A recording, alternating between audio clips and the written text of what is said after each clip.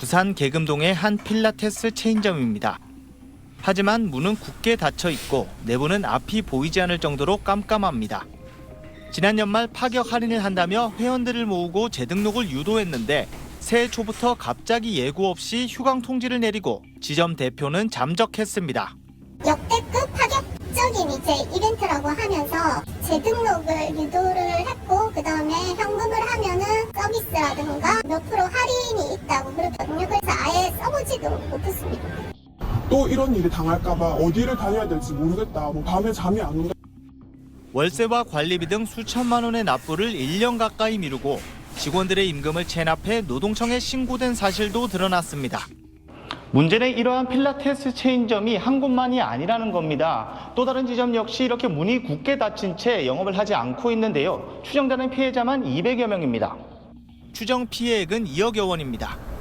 두 지점의 대표는 친인척 관계로 알려져 있어 사전에 범행을 계획한 거 아니냐는 의심을 받고 있습니다.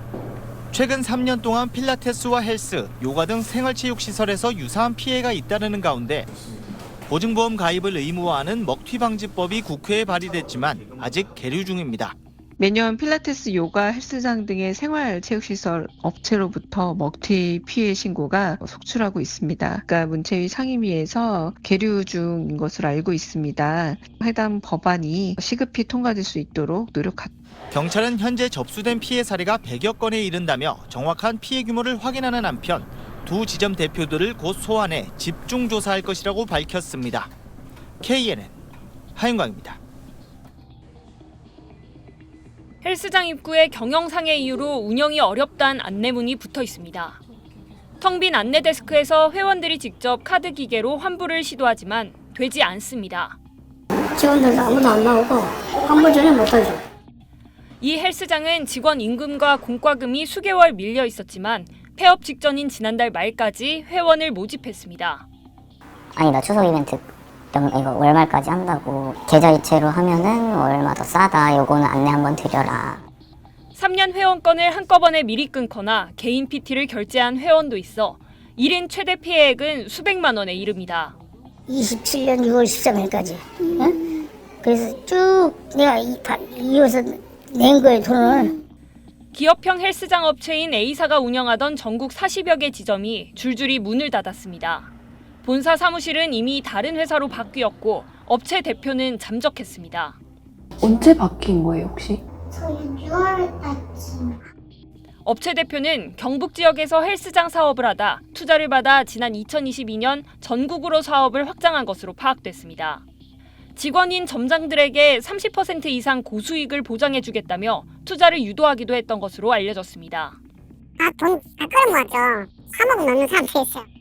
한국소비자원에 접수된 헬스장 피해 구제 건수는 지난해 3,165건으로 한 해 전보다 20% 가까이 증가했습니다.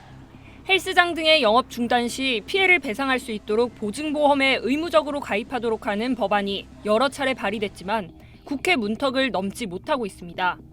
전문가들은 가격이 터무니없이 저렴하면 의심하고 3개월 이상 할부 결제를 이용하라고 조언합니다.